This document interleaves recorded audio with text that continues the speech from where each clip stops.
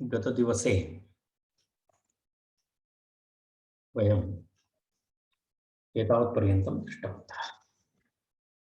वर्षप्रमाण ऊलोपश्च अस्य अन्यतरस्य इति सूत्रपर्यन्तम् अस्माभिः दृष्टम्। वर्षप्रमाणे ऊलोपः च अस्य अन्यतरस्य इति तत्सूत्रं दृष्टम् अस्माभिः। गोष्पदप्रं वृष्टो देवः गोष्पदपूरं वृष्टो देवः इति नमुल् प्रत्यय विधायक विषयः अस्ति। तर्हि तत्र एतादृश प्रयोगाः विशिष्ट प्रयोगाः वस्तुतः अग्रेपि अस्माकं विषयः। तत्र एतत् सर्वं विशेष प्रयोगाः एते सर्वे। तत्र अग्रिमं सूत्रं वयं पश्यामः। चेले क्नोपेः इति अग्रिमं सूत्रम्। चेले क्नोपेः इति अग्रिमं सूत्रम्। चेल इत्युक्ते वस्त्रम् इत्यर्थे प्रयुज्यते। चेल इति शब्दस्य अत्र वस्त्रम् इत्यर्थः। चेलार्थेषु इति। चेलार्थेषु इत्युक्ते वस्त्रम् इति अर्थः येषां शब्दानाम् अस्ति। तादृश शब्दः यदि कर्मणि भवति, कर्मणि उपपदे, कर्मसु उपपदेषु क्नोपेः नमुल् स्यात् वर्षप्रमाणे। पूर्वोक्तसूत्रमिव वर्षप्रमाणमेव अत्रापि विषयः। यदा वयं गोष्पदपूरं वृष्टो देवः इति गतदिवसे वयं दृष्टवन्तः। तर्हि तादृशप्रयोगः एव अत्रापि।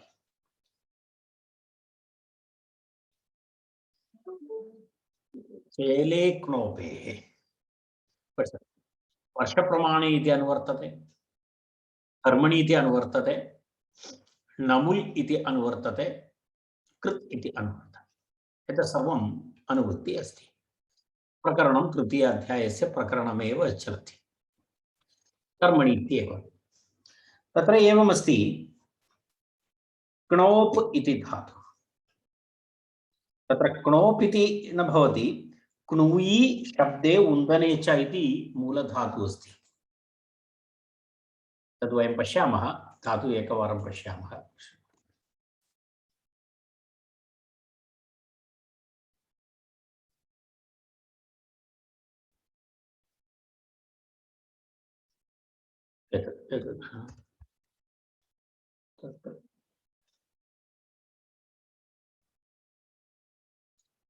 तत्र एकक्षणम् अहं पश्यन् अस्मि। शब्दे उन्दने च इति अस्ति खलु, तत् पश्यामि।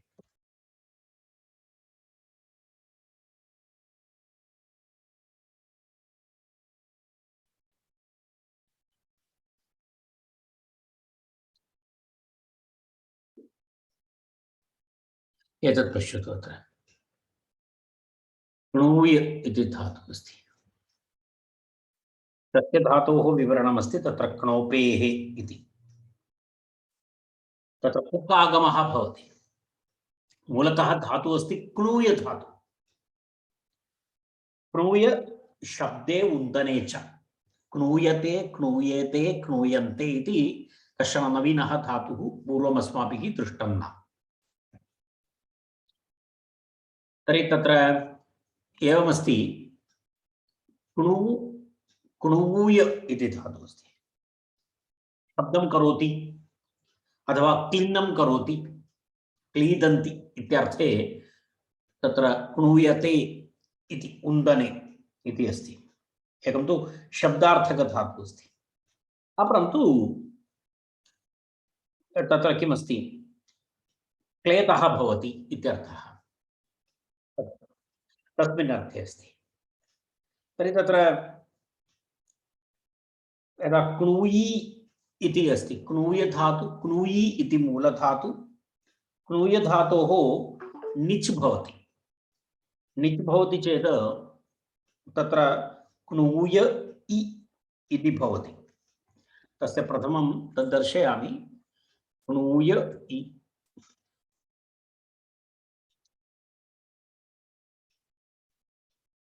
क्नू इति भवति, य भवति, क्नूय इति अस्ति। क्नूय इत्यस्मात् नि भवति चेत् इ। तर्हि तत्र एकं सूत्रमस्ति, अर्ति ह्री व्ली री क्नु ई क्ष्मा यातां पुङ्नौ इति एकं सूत्रम्। तद् कदाचित् भवन्तः दृष्टवन्तः स्युः। एवमस्ति। एतदस्ति सूत्रम्, एतत् पश्यतु। एतत् सूत्रमस्ति, अर्ति ह्री व्ली री क्नु ई क्ष्मा यातां पुङ्नौ। एतत् एकं सूत्रमस्ति। एतेन सूत्रेण किं भवति, पुक् आगम,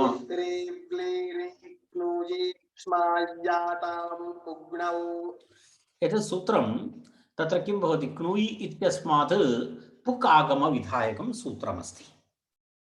पुक् आगम विधायकं सूत्रमस्ति। तर्हि पुक् आगमः भवति। अनन्तरं तत्र क्नूयि इति अस्ति। क्नूयि इत्यस्मात् तत्र पुक् आगमः भवति। पुक् आगमः भवति चेत् क्नूयि अनन्तरं क्नूयि इति भवति खलु, पुक् आगमः। तत्र एकक्षणं, क्नूयि इति तु अस्ति, क्नु इति अस्ति, तस्मात् पुक् आगमः भवति। लोपो व्योर्वलि इति सूत्रेण यकारस्य लोपः भवति। तर्हि तत्र क्नु इति भवति, क्नुपि इति भवति। तस्य पुगन्धलघुपथस्य इति गुणः भवति। तर्हि क्नोप् इति भवति। एतदेव सूत्रे चेले क्नोपेः इति दत्तमस्ति। क्नोपि इति भवति, क्नोपि एवं भवति। एतत् क्नोपि इत्यस्य षष्ठी सप्तमी षष्ठी बहुवचन, षष्ठी एकवचनमस्ति क्नोपेः, क्षम्यतां पञ्चमी एकवचनमस्ति क्नोपेः इति। तत्र क्नोपेः इति तत्र अस्माभिः दृष्टम्। एतत् क्नोपेः इति पञ्चमी एकवचनं। तर्हि तत् क्नूयि इति धातु निच्, तस्मात् पुकागमं, पुकागमः, यकारलोपः, तदनन्तरं पुगन्धलघुपथस्य इति गुणः, एवं क्नोप् क्नोपि इति भवति। तस्य पञ्चमी क्नोपेः किं भवति, नमुलागमः भवति, नमुलादेशः, नमुल् प्रत्ययः भवति वर्षप्रमाणे इत्यर्थः। अर्थात् क्नूयि शब्द तत्र पश्यतु, एतत् सर्वं तत्र दत्तमस्ति। अस्मान्यन्ताद् धातोः चेलार्थेषु कर्मसु उपपदेषु नमुल् प्रत्ययः भवति वर्षप्रमाणे गम्यमाने। वर्षायाः प्रमाणं दर्शयति। तत्र वर्षप्रमाणदर्शनसन्दर्भे एतद् भवति इत्यर्थः। तदा विशेषार्थे प्रयोगः भवति, चेलेः क्नोपेः इति। तत्र पश्यामः वयं पुनः अपि एकवारं सूत्रार्थं पश्यतु। किं चेलार्थेषु कर्मसु उपपदेषु क्नोपेः नमुल् स्यात् वर्षप्रमाणे इति अस्ति। तत्र वर्षप्रमाणे इति तत्र तस्य विवरणम् अस्ति। तर्हि अत्र एवमस्ति, वृष्टो तत्र एतदस्ति, चेलक्नोपं शब्दाययन् वृष्टो देवः इति अस्ति। चेलक्नोपं शब्दाययन् वृष्टः देवः इति उदाहरणं। वस्त्रम् आर्द्रं भवति, इति एकः अर्थः भवति। अन्यथा वृष्टिः यदा भवति तदा वस्त्रे जलं पतति, किञ्चित् ध्वनिः आयाति, तदपि चेलक्नोपं शब्दाययन् इत्यस्य अर्थः भवितुमर्हति। चेलक्नोपं वृष्टः देवः इति उदाहरणं। चेलक्नोपं वृष्टः देवः, वस्तुतः शब्दाययन् इति तत्र तत्र ब्रैकेट् मध्ये अस्ति, तद् वस्तुतः एवं कंसे भवितुमर्हति। चेलक्नोपं वृष्टः देवः, एतावत् वाक्यं योग्यं। चेलक्नोपं वृष्टः देवः।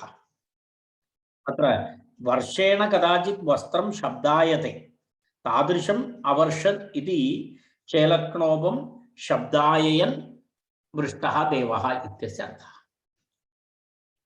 वस्त्रम् आर्द्रं भवति, तादृशवृष्टि अभवत् इत्यर्थः। तत्र चेलशब्दः, चेलशब्दात् तत्र क्नुयि धातु, क्नुयि धातु त्रिक्नुपपर्यन्तम् अस्माकं समीपं रूपम् अस्ति। तेन कारणेन तत्र चेल प्रक्रिया कथं भवति? चेल इति भवति, चेल इति वस्त्रम् इत्यर्थः। चेल अम् क्नोपि इति अस्ति,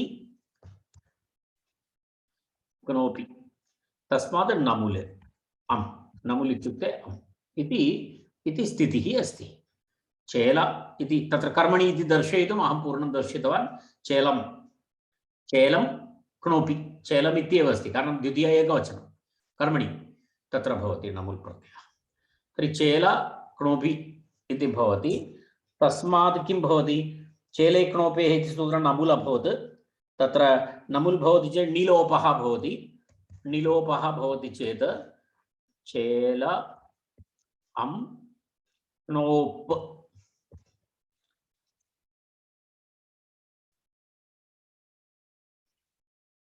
क्नोप् क्नोप् इति णिलोपः नेरनिटि अम् इति भवति। तत्र मिलित्वा किं भवति? तस् मिलित्वा क्नो क्नोपम् इति भवति, राइट? समासः अम् प्रत्ययस्य लोपः, चेलक्नोपम् इति प्रातिपदिकम्। चेलक्नोपम् इति प्रातिपदिकम्। तस्मात्सु प्रत्ययः तस्य तत्र कृम्यजन्तः इति अव्ययसंज्ञा, अनन्तरं अव्ययादाप्सुपः इति सुप्लोपः इत्यादिकं यथा पूर्वं भवति। चेलक्नोपम् इति तत्र रूपं भवति। इत्युक्ते तत्र चेलक्नोप वस्त्रम् आर्द्रं कृत्वा वृष्टिः अभवत् इत्यर्थः। तादृशी वृष्टिः जाता इत्यर्थः। तावती वृष्टिः अभवत् इत्यर्थः। एवमेवं वस्त्रक्नोपम् इत्यपि शब्दः अस्ति। वस्त्रक्नोपम् इत्यपि शब्दः अस्ति।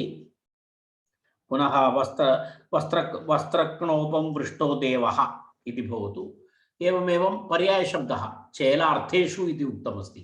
चेलार्थेषु इति उक्तम् इति कृत्वा तत्र अन्येपि शब्दाः स्वीकरणीयाः, तदर्थक अन्ये शब्दाः अपि स्वीकरणीयाः।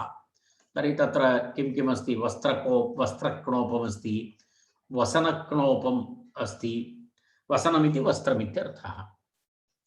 अपरं विवरणं दत्तमस्ति, यथा वर्षणे वस्त्रं शब्दायते तथा अवर्षत् इत्यर्थः।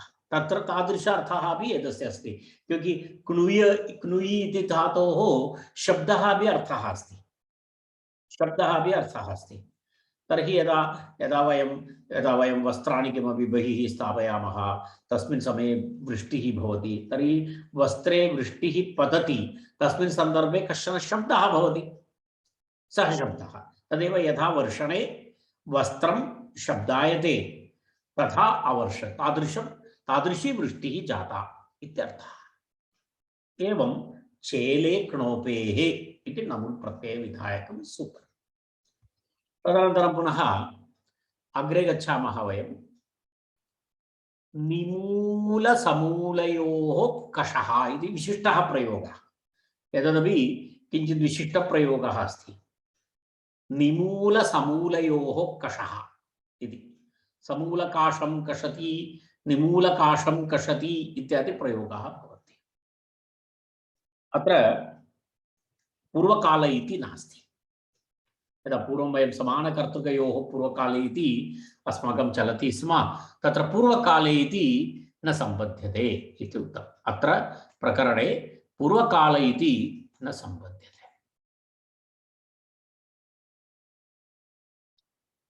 निमूलसमूलयोः कषः, निमूलश्च समूलश्च इति इतरेतरयोगद्वन्द्वः निमूलसमूलौ, तयोः निमूलसमूलयोः सप्तम्यन्तं, कषः इति पञ्चम्यन्तं, कषु धातु। तत्र कर्मणि इति अनुवर्तते, स्वादुमि नमुल् इति सूत्रात् नमुल् इति अनुवर्तते, कृत् इति अनुवर्तते। निमूल समूल शब्दयोः कर्मवाचिनोः उपपदयोः कषेः धातोः नमुल् प्रत्ययः भवति।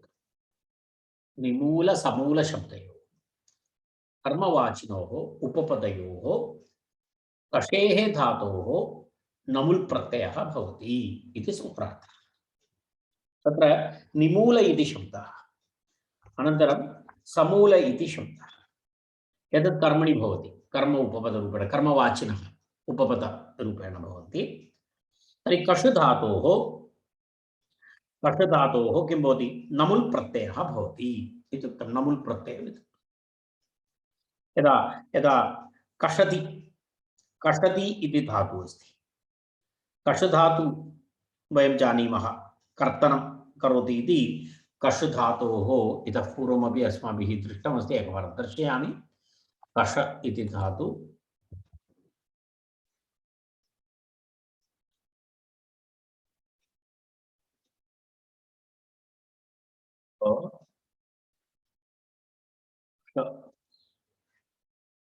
पश्यतु, कषहिंसायाम् इति धातुः अस्ति।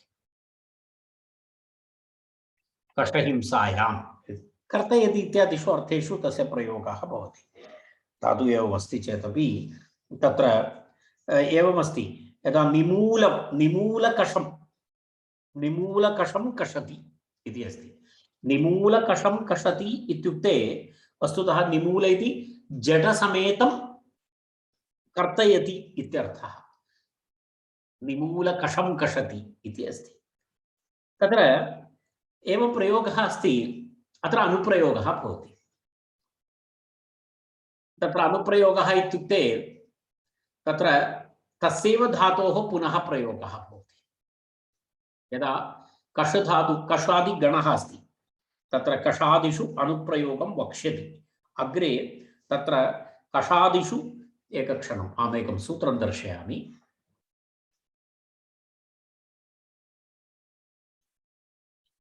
एकं सूत्रमस्ति। कषादिषु यथाविध्यनुप्रयोगः, एतत् पश्यतु। इदं सूत्रमस्ति, कषादिषु यथाविधि अनुप्रयोगः इति अस्ति। निमूलसमूलयोः इत्यतेत आरभ्य कषादयः इति अस्ति। अग्रे यानि उदाहरणानि, अग्रे यानि सूत्राणि भवन्ति, निमूलसमूलयोः इत्यारभ्य अग्रे किञ्चित् कालपर्यन्तम् अग्रे एवम् अस्ति। तत्र सर्वत्र यथाविधि अनुप्रयोगः भवति। यस्मात् धातोः नमुल् प्रत्ययः भवति स एव अनुप्रयोक्तव्यः इति नियमः। यदा उदाहरणम्, अत्र कषु धातोः नमुल् भवति, तर्हि तदनन्तरं स एव धातुः पुनः प्रयोक्तव्यः। अनुप्रयोगः इत्युच्यते। अनुप्रयोगः इत्युच्यते। प्रत्ययविधानात् अनुप्रयोगः सिद्धये, यथाविधि इति नियमार्थं वचनं। तत्र यस्मान् नमुलुक्तः स एव अनुप्रयोक्तव्य इत्यर्थः इति तथा प्रयोगः भवति लोके। तस्मादेव समूलकषम्, अत्र कषु धातोः नमुल् प्रत्ययः विहितः। तस्यैव कषु धातोः अनुप्रयोगः भवति। तर्हि निमूलकषं कषति इति प्रयोगः भवति। निमूलकषं कषति। तर्हि कषम् इत्यस्य निमूलम् इत्यनेन सह योगः भवति अर्थे, अन्यथा समानार्थः भवति खलु। निमूलकषं कषति इति वदति चेत् तत्रापि निमूलकषम् इत्युक्ते जडसमेतं कर्तयति इति, पुनः कषति इति प्रयोगः, तथा नास्ति। तस्मिन् विषये चर्चा अस्ति, वयं पश्यामः। तत्र कर्मणि इत्येव कषादिषु अनुप्रयोगः वक्ष्यति, तत्सूत्रम् अग्रे अस्ति, तत्सूत्रं वयं दृष्टवन्तः। इदानीम् एतत् सूत्रम् इदानीं वयं 3, 4, 35 किमपि कुत्रचित् चलति, एतत् 46 अस्ति, 34, 46 अस्ति इदं सूत्रं। कषादिषु यथाविध्यनुप्रयोगः इति सूत्रं। तस्मादेव आचार्यः सिद्धान्तकौमुद्यां किम् उक्तवान्, कषादिषु अनुप्रयोगः वक्ष्यति इति उक्तवान्। कारणम् एतत् सूत्रम्, इदं सूत्रं 34 अस्ति, अग्रिमं सूत्रं 43 अस्ति, तेन कारणेन तत्र 46 अस्ति, तेन कारणेन तत्र एतद् उक्तं वक्ष्यति इति, एतस्य वाक्यस्य तदर्थम्। अनन्तरम् अत्र प्रकरणे पूर्वकाल इति न सम्बध्यते इति उक्तम्। अस्मिन् प्रकरणे पूर्वकाले पदस्य अयोग्यता अस्ति, तस्य प्रतीतिः अत्र नास्ति, तेन कारणेन सम्बन्धः नास्ति इत्यर्थः। इत्युक्ते अनुवृत्तिः न। तदनन्तरम् एतावदुक्त्वा उदाहरणं दर्शयति। निमूलकाशं कषति, समूलकाशं कषति इत्युक्ते तस्य अर्थः एवमेव अस्ति, निमूलं कषति समूलं कषति इत्येव अर्थः अस्ति, परन्तु प्रयोगः एवं भवति, निमूलकाशं कषति अनुप्रयोगः भवति, समूलकाशं कषति इति अनुप्रयोगः भवति, परन्तु विशेषार्थः नास्ति। तस्य अर्थः तु एवमेव अस्ति, निमूलं कषति समूलं कषति इत्येव अर्थः अस्ति। एवं तस्य। तर्हि एकम् उदाहरणं पश्यामः वयं। तत्र एवमेवं प्रयोगः भवति। निमूल इति अस्ति, निमूलशब्दः, निमूलशब्दात् कर्मणि अस्ति अम्, कष धातु अस्ति,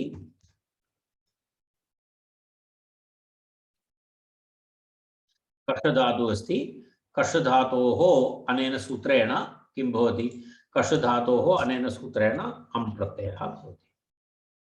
एवं स्थितिः, एवं स्थितिः। निमूल अम् कष अम् इति स्थितिः भवति। अन्य सर्वं सम्यक् क्लियर् अस्ति। तत्र नमुल् इति भवति, उपधा वृद्धिः भवति, उपधा वृद्धिः भवति चेत् काश इति भवति, काशम् इति भवति। अनन्तरं समासः भवति, समासः भवति चेत् तत्र अम् प्रत्ययस्य लोपः भवति। तर्हि निमूल निमूल का, तत्र उपधा वृद्धि श इति भवति, तदनन्तरं निमूलकाशम् इति प्रातिपदिकं भवति, तस्मात् सु प्रत्ययस्य लोपः भवति, निमूलकाशम् इति रूपं भवति। एवमेव समूलकाशं कषति इति प्रयोगः, तत्र निमूल इत्यस्य स्थाने समूल इति भवति, अनुप्रयोगः भवति, अनुप्रयोगः भवति इति कृत्वा तत्र पुनः कषति इति प्रयोगः भवति। तस्य कषति, कषति इति प्रयोगः, निमूलकाशं कषति इति प्रयोगः भवति, सुप्रत्ययस्य लोपः।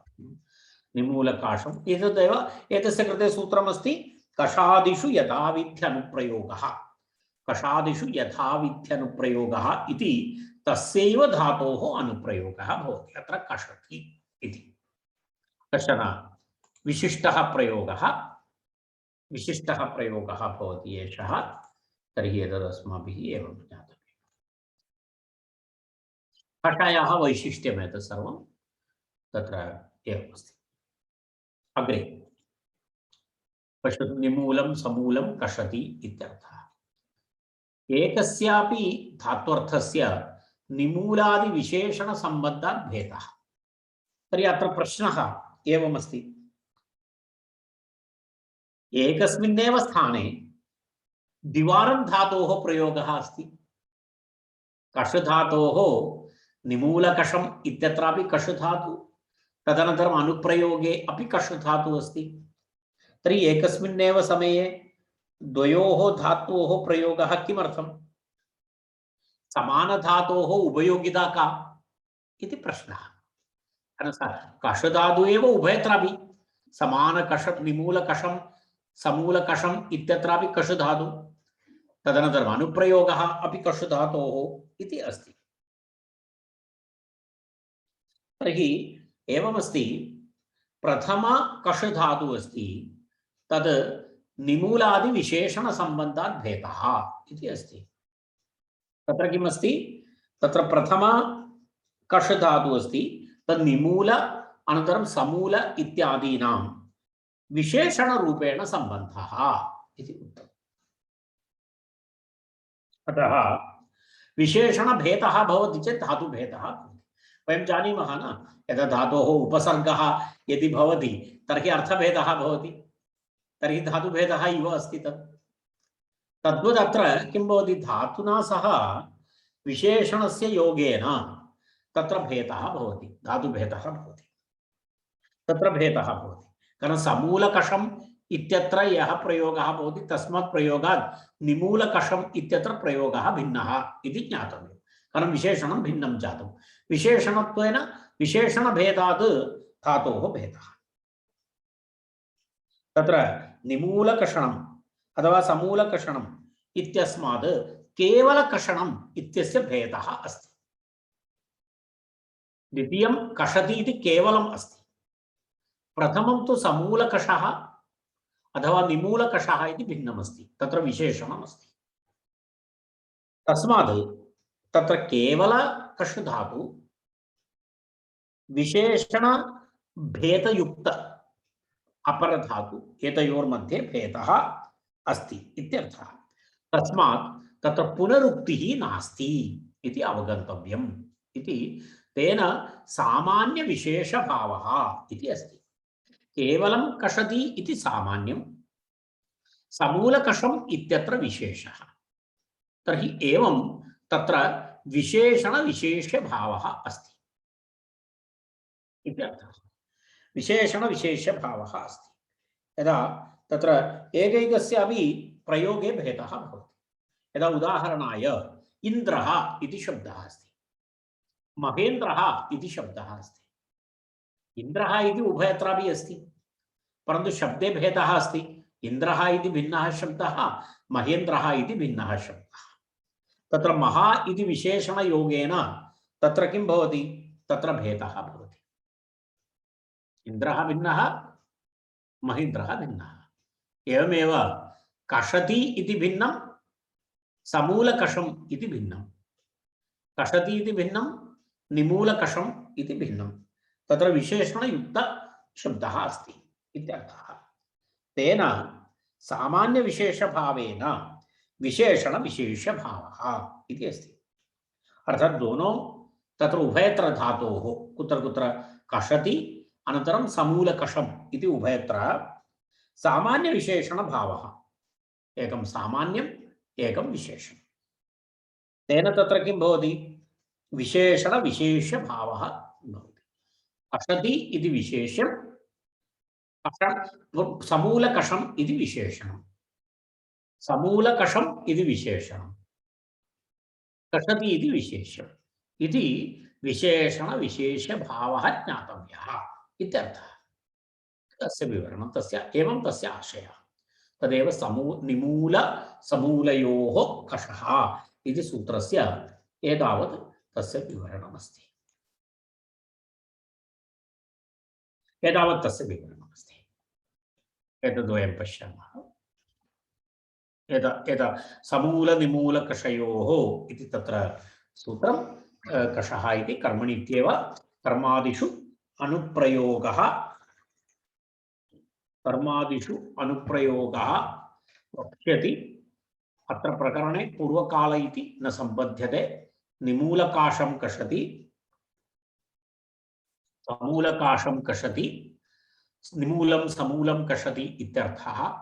एकस्यापि धात्वर्थस्य निमूलादिविशेषणसम्बन्धात् भेदः तेन सामान्यविशेषभावेन विशेषणविशेष्यभावः इति। अग्रेपि यत्र यत्र यथाविधि अनुप्रयोगः भवति तत्र सर्वत्र एतद् अस्माभिः ज्ञातव्यं स्मर्तव्यं च। कारणम् अग्रेपि एतादृशप्रयोगाः भवन्ति। तत्र एतत् पुनः न वक्ष्यति, अर्थात् समानधातुः अस्ति खलु इति, तत्र एवमेव अस्माभिः ज्ञातव्यम् इत्यर्थः। शुष्कचूर्णरूक्षेषु पिशः सत्यं शुष्कचूर्णरूक्षेषु पिशः इति धातुः तत्र एवमस्ति। शुष्कचूर्णरूक्षेषु पिशः पिश धातु एतत् पूर्वमपि आगतमस्ति। पिश धातु इतः पूर्वं पिनष्टि इति अस्ति खलु। पिनष्टि इति अर्थे प्रयुज्यते पिश धातु।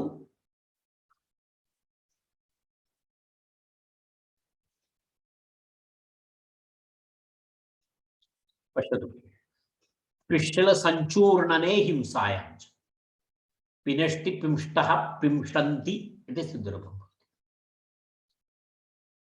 पिश धातोः प्रयोगे तदपि अनुप्रयोगः अस्ति, अत्रापि अनुप्रयोगः अस्ति।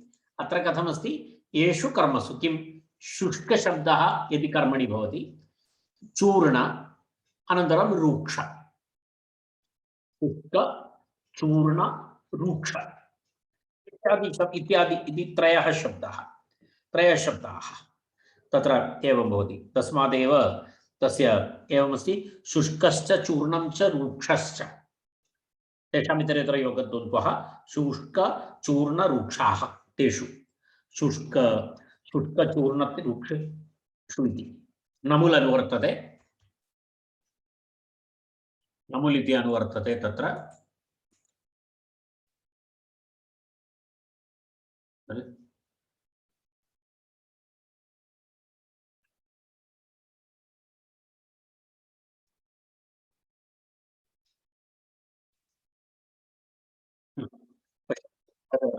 एतत् कर्मणि नमुल् कृत् इति अनुवर्तते।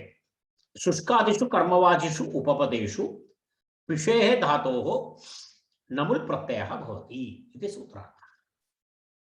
शुष्कादिषु कर्मवाचिषु उपपदेषु पिशेः धातोः नमुल् प्रत्ययः भवति इति सूत्रार्थः। इत्युक्ते तत्र त्रयः शब्दाः कर्मणि, एतेषु कोऽपि एकः शब्दः शुष्क चूर्ण रूक्ष इति कर्मणि उपपदेषु किं भवति, पिश धातोः नमुल् प्रत्ययः भवति। तत्रापि एवमेवं नियमः अस्ति, कषादिषु यथाविधि अनुप्रयोगः इति नियमः अत्रापि अस्ति। तेन कारणेन पिश धातोः एव क्रियापदं पुनः अग्रे भवति। यदा उदाहरणाय शुष्कपेशं पिनष्टि इति प्रयोगः। शुष्कपेशं पिनष्टि, सुख सुख पीसता है, शुष्कं शुष्कं पिनष्टि इत्यर्थः। तदेव यदा वयं ड्रैड आइटम्स किमपि अस्ति तस्य यदा तत्र यदा किं वदामः, मरीचिका वा भवतु अथवा किमपि तादृशवस्तूनि यदा वयं पेषणं कुर्मः, शुष्कं पेषणं कुर्मः, तस्य भवति। यदा तण्डुलं शुष्कं स्थापयित्वा पेषणं करोति अथवा गोधूमः, तत्सर्वं शुष्कपेषं पिनष्टि इति प्रयोगः भवति। शुष्कपेशं पिनष्टि, तत्रापि पूर्ववद् करणीयं। निमूलकाशं कषति इव अत्रापि शुष्क अम् पिश अम्, शुष्क अम् पिश अम्, तद्वदेव पिश अम् इति। तत्र पिश भवति चेत् तत्र किं भवति, पेश इति भवति। यदा कष यदा कष काश अभवत्, अत्र किं भवति, पि अस्ति इति कृत्वा तत्र किं भवति, लघुपथगुणः भवति। लघुपथगुणः भवति चेत् तत्र पे इति भवति। पे श तत्र किं भवति मूलधातु पिष्ट अस्ति खलु पिष्टधातु पिष्टधातोः अन्यत् भवन्तः जानन्ति इदानीं तत्सर्वं लेखनस्य आवश्यकता नास्ति पिष्टधातु अम्म भवति गुणः भवति तर्हि पेष इति भवति पेषम् इति भवति शुष्क प्लस् पेषं शुष्कपेषम् इति भवति शुष्कपेषं पिनष्टि यथाविधि अनुप्रयोगः यथाविधि अनुप्रयोगः इति कृत्वा तस्यैव धातोः अनुप्रयोगः भवति पिष्टधातोः एव अनुप्रयोगः भवति तस्मात् कथं वाक्यं भवति शुष्कपेषं पिनष्टि इति वाक्यं भवति शुष्कपेषं पिनष्टि इति अस्ति एवमेव अपरः शब्दः भवति चूर्णपेषं पिनष्टि चूर्णपेषं पिनष्टि तत्रापि समानार्थः तत् सर्वं रूक्षपेषं पिनष्टि रुख किञ्चित् रुख तत् शुष्कं कृत्वा तदनन्तरं पुनः पिनष्टि इत्यर्थः रूक्षपेषं पिनष्टि इति तत्र रूपत्रयं तत्र उदाहरणाय दत्तमस्ति यदा येषु कर्मसु पिषयनमूल् शुष्कपेषं सर्वत्र यथाविधि अनुप्रयोगः पिनष्टि चूर्णपेषं पिनष्टि रूक्षपेषं पिनष्टि शुष्कं पिनष्टि इत्यर्थः एतेषां चूर्णं पिनष्टि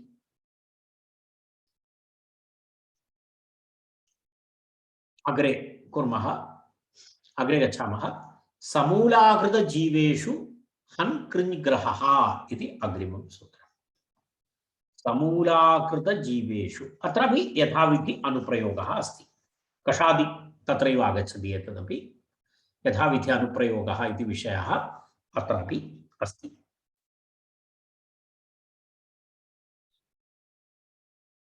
तत्र कर्मणि इत्येव समूलकृतजीवेषु इति अस्ति समूलकृतजीवेषु इति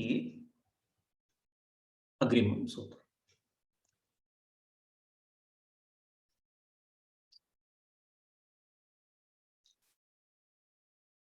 समूलाकृतजीवेषु हन् कृञ् ग्रहः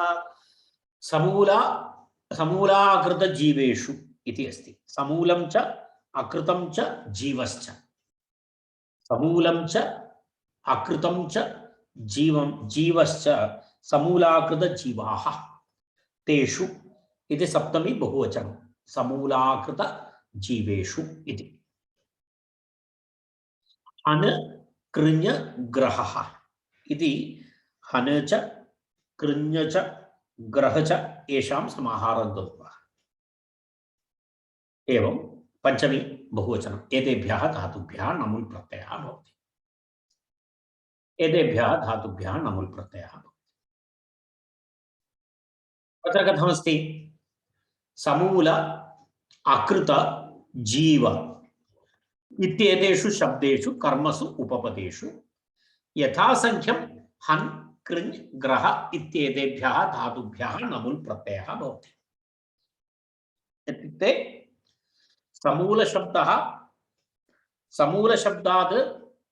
समूलशब्दः कर्मणि तस्मात् हन् धातु तस्मात् नमुल् इति प्रथमं द्वितीयः शब्दः यथासंख्यम् अस्ति खलु तर्हि त्रीणि विशेषणानि त्रयः धातवः समूल हन् अकृत कृञ् जीव ग्रह इति करणीयम् अर्थात् समूलशब्दात् हन् धातोः नमुल् प्रत्ययः अकृतशब्दात् कर्मणि अकृतशब्दात् कृञ् धातु तस्मात् नमुल् प्रत्ययः जीवशब्दात् ग्रह धातु तस्मात् नमुल् प्रत्ययः इति तत्र भवति तस्मादेव तस्य उदाहरणानि किं किं भवन्ति इति पश्यतु भवन्तः तत्र पश्यतु यदा समूलघातं हन्ति अकृतकारं करोति जीवग्राहं गृह्णाति अत्रापि यथाविधि अनुप्रयोगः प्रथम धातु अस्ति हन् धातु तस्मात् अनुप्रयोगः हन्ति। पश्यतु अत्र समूलघातं हन्ति, अत्र हनुधातोः विषयः, तस्मात् अनुप्रयोगः अपि हनुधातु समूलघातं हन्ति। अकृतकारं करोति, अत्र कृञ्धातु अनुप्रयोगः अपि कृञ्धातु करोति। तृतीयम् उदाहरणं ग्रहधातु, तस्मात् जीवग्राहं गृह्णाति इति एवमेवं प्रयोगाः भवन्ति। समूलघातं हन्ति इत्युक्ते कः अर्थः? समूलघातं हन्ति इत्युक्ते तस्य आशयः एवमस्ति, जडसहितं नाशयति इत्यर्थः, मूलतः नाशयति इत्यर्थः। समूलघातं हन्ति इत्युक्ते मूलतः जडसहितं नाशयति इति। यदा औषधं ददाति किमपि, तर्हि वयं वदामः समूलघातं हन्ति, तम् औषधं सः औषधविशेषः रोगं समूलघातं हन्ति, अर्थात् मूलतः नाशयति इत्यर्थः। समूलघातं हन्ति इति अस्ति। अत्रापि एवमेवम् अस्ति, तत्र प्रक्रियायाम् एवं भवति। मूल यदा वयं पूर्वं दृष्टवन्तः तदेव, समूल इति भवति, समूल इति भवति, अम् भवति, हन् धातु भवति, हन् धातु भवति, तस्मात् अनेन सूत्रेण नमुल् प्रत्ययः भवति। समूल अम् इति भवति। तत्र हन् धातोः किं भवति वयं जानीमः। हन् धातोः वैशिष्ट्यं नाम तत्र नमुल् प्रत्ययः भवति, तत्र उपधा वृद्धि भवति। उपधा वृद्धि भवति चेत् तत्र केवलं प्रक्रियायां यद् भेदः भवति तद् दर्शयामि। उपधा वृद्धि भवति चेत् हान् इति भवति, हान् अम् इति भवति। उपधा वृद्धि भवति चेत् धातोः हकारस्य हो हन्तेर् निनिन्नेषु बहुवारम् अस्माभिः चर्चा कृता अस्ति। कुत्वं भवति, खकारः भवति, खकारः भवति चेत् एवं भवति, खान्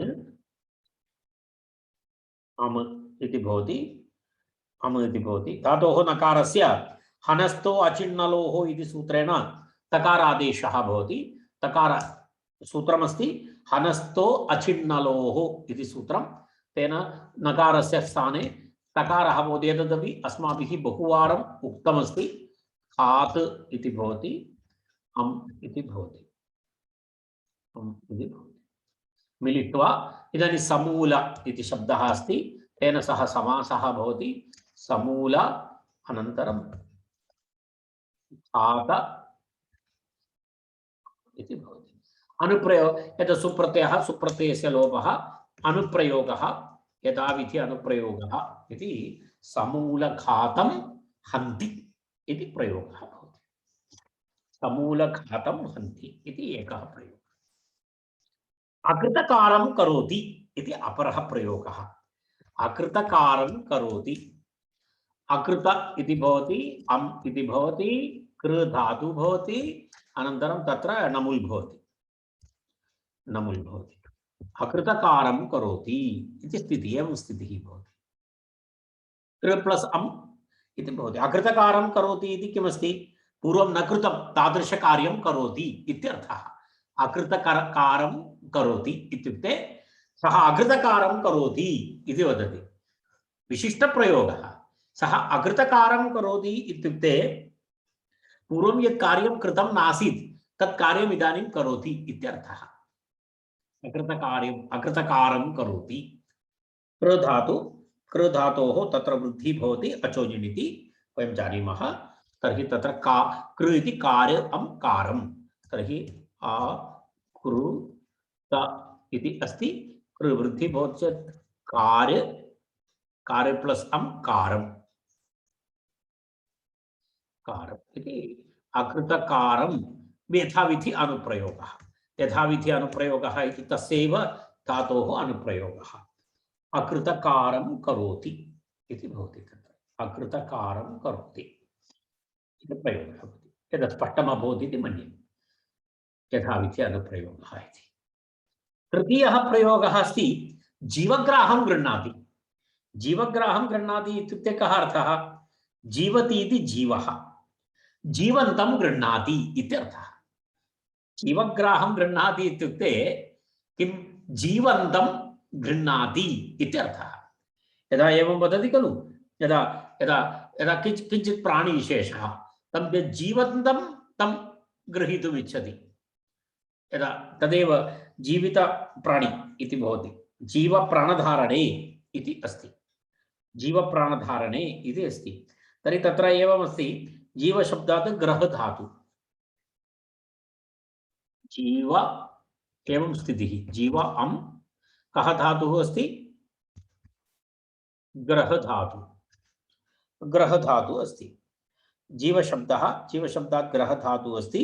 समूलाकृतजीवेषु इति सूत्रेण किं भवति, तत्र अम् प्रत्ययः नमुल् भवति, रैट्, नमुल् भवति। तर्हि ग्रह नमुल् इति अस्ति। ग्रह नमुल् इत्यत्र किं भवति, ग्रह इत्यस्मात् पुनः वृद्धिः भवति, उपधा वृद्धिः भवति, ग्राह अम् ग्राहम् इति भवति। जीवा प्लस ग्राहं समासः जीव ग्राहम् इति भवति। जीवग्राहम् अनुप्रयोगः, ग्रहधातोः एव अनुप्रयोगः, ग्रहधातोः एव अनुप्रयोगः भवति चेत् गृह्णाति इति भवति, गृह्णाति इति तत्र भवति, गृह्णाति इति प्रयोगः, रैट्।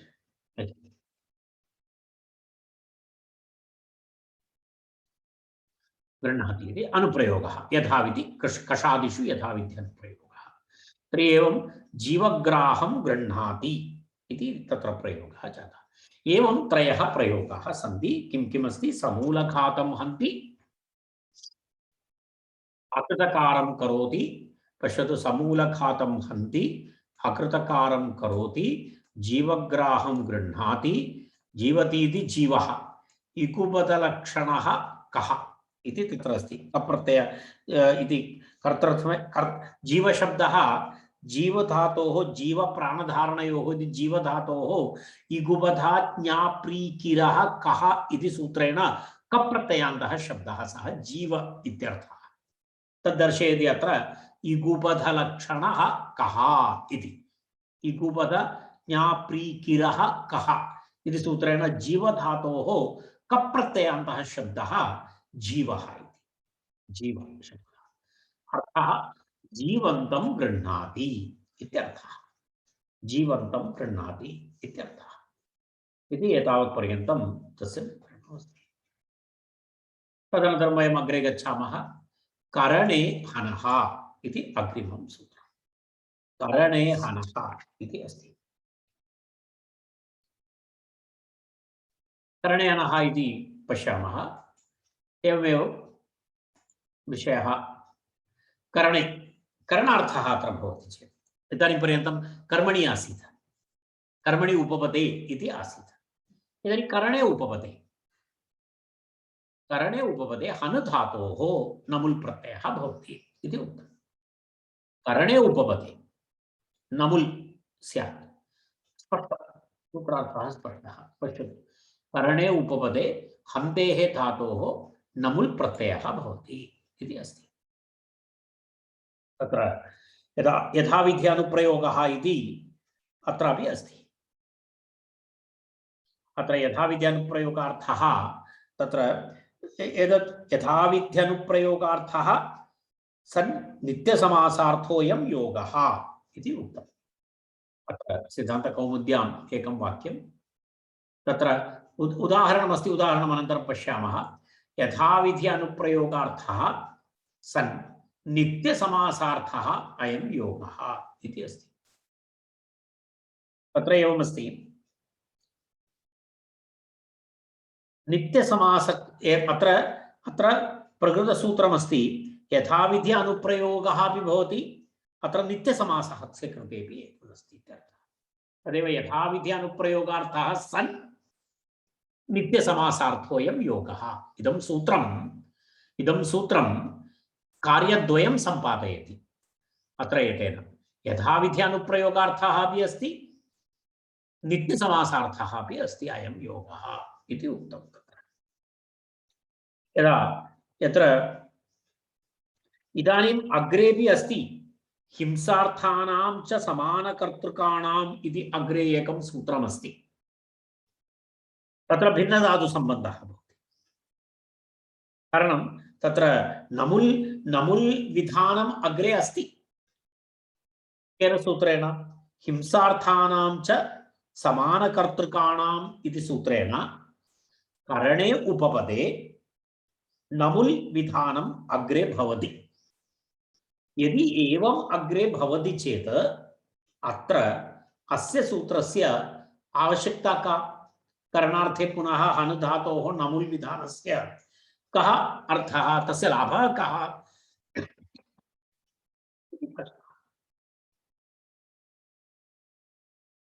तस्य उत्तरमेतत्। अर्थात् भिन्नधातुसम्बन्धे अत्र अनुप्रयोगः अस्ति। भिन्नधातुसम्बन्धः भवति हिंसार्थानां च समानकर्तृकाणाम् इति, तस्य भिन्नं भवति। तत्र भिन्नधातुसम्बन्धः भवति, अत्र समानमस्ति, यथाविधि अनुप्रयोगः भवति इति अत्र भेदः।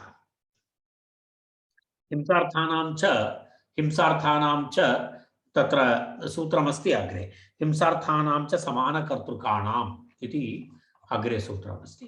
तत्र एतस्मिन् विषये तत्र दर्शयामि।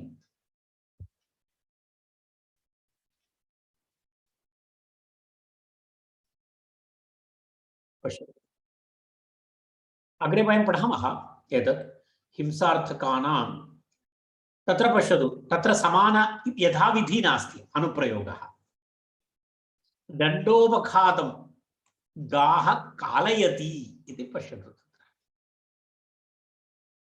तत्र तत्र किं नास्ति? तत्र यथाविधि अनुप्रयोगः नास्ति।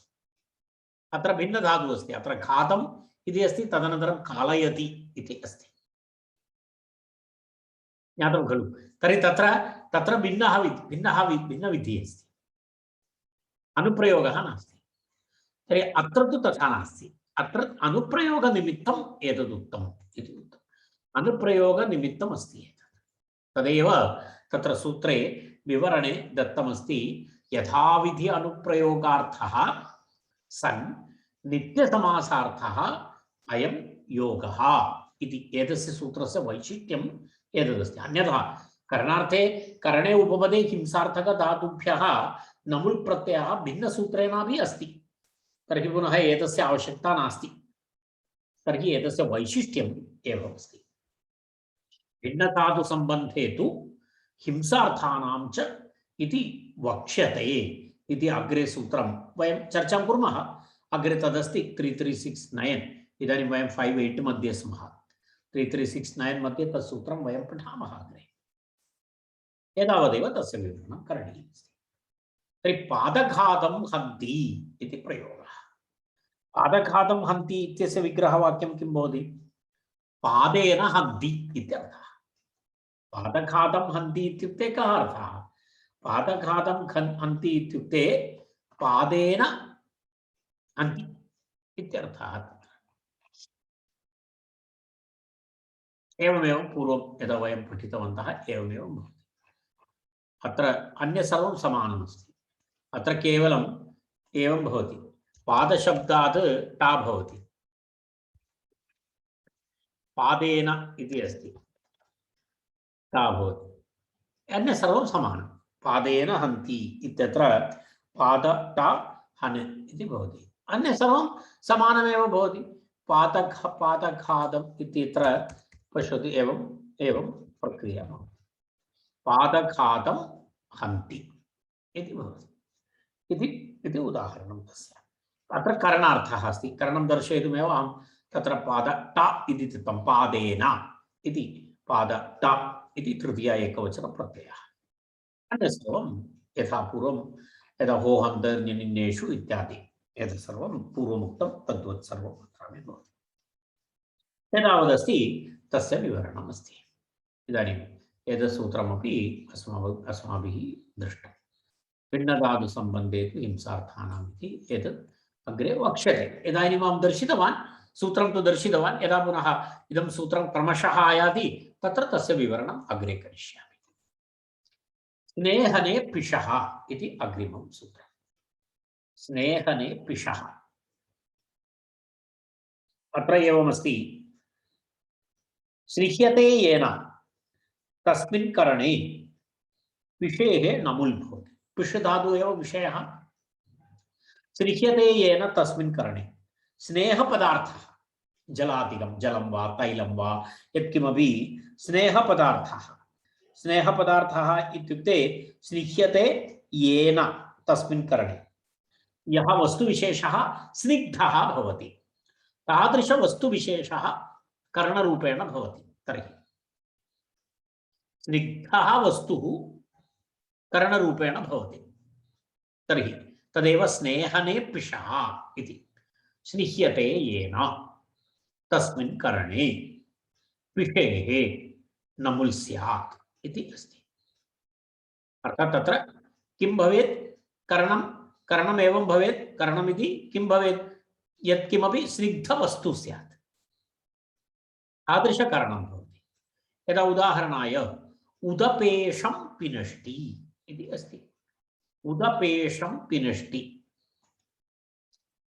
उदपेशं पिनष्टि इति अस्ति उदपेशम् इत्युक्ते कः अर्थः तस्य आशयः एवमस्ति उदपेशं पिनष्टि इत्युक्ते उदकेन पिनष्टि इत्यर्थः यदा वयं पेषणं कुर्मः गृहे यदा यदा यदा तत्र सब्जी इत्यादिकं यदा वयं तस्य कृते पेषणं कुर्मः अन्यथा इड्ली सांबार इत्यादि किमपि इड्ली इत्यादिकं कर्तुं पेषणं कुर्मः तत्र जलेन पेषणं भवति तदेव उदपेशं पिनष्टि इत्यर्थः ड्रै न चूर्णपेषं नास्ति अत्र तत्पूर्वम् उक्तं चूर्णपेषम् इति पूर्वम् अस्माभिः दृष्टम् अत्र किमस्ति उदपेशम् अस्ति जलं योजयित्वा अथवा तैलं योजयित्वा पेषणं भवति तदेव उदपेशं पिनष्टि तैलपेशं पिनष्टि इत्यादि उदाहरणानि तस्य भवन्ति तत्र किमस्ति उदपेशं पिनष्टि इति अस्ति तत्र उदेन पिनष्टि उदमित्युक्ते जलमित्यर्थः उदेन पिनष्टि इति तत्र उदट हनुधातु उदकेन पिनष्टि इत्यर्थः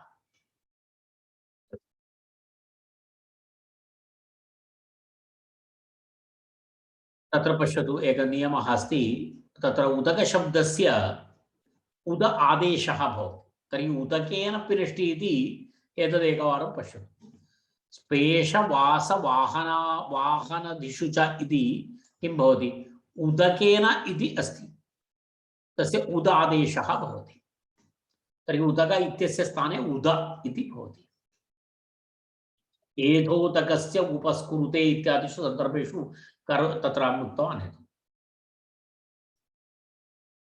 तर्हि उदकेन पिनष्टि इति भवति उदक इति तत्र पुनः एतद् भवति सर्वं यथा पूर्वं वयं दृष्टवन्तः तत् सर्वं भवति उद इति भवति उदकशब्दस्य उद इति आदेशः भवति उदट तत् सूत्रं भवन्तः दृष्टवन्तः इदं सूत्रमेकवारं स्मरन्तु तत्र एतदस्ति सूत्रं पेशवासवाहनदिषु च इति सूत्रं तेन तत्र उद आदेशः भवति उदट अनन्तरम् अन्य सर्वं यथा पूर्वं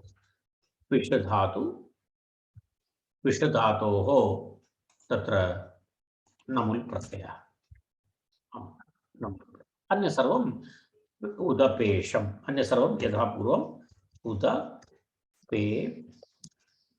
उदपेशम् इति भवति उदपेशं यथाविधि अनुप्रयोगः उदपेशं पिनष्टि इति प्रयोगः भवति तदेव उदकेन पिनष्टि इत्यर्थः इति तावदेव यदा गृहे दोसा इड्ली वा किमपि कर्तुं यदा पेषणं करोति तर्हि एतस्य स्मरणं कर्तुं शक्नुवन्ति उदपेशं पिनष्टि इति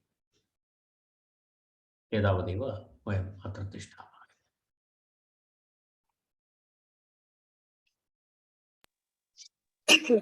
शान्तिमन्त्रेणालं कुर्मः सर्वे भवन्तु सुखिनः सर्वे सन्तु निरामयाः सर्वे भद्राणि पश्यन्तु मा कश्चित् दुःखभाग् भवेत् ॐ शान्ति शान्ति शान्तिः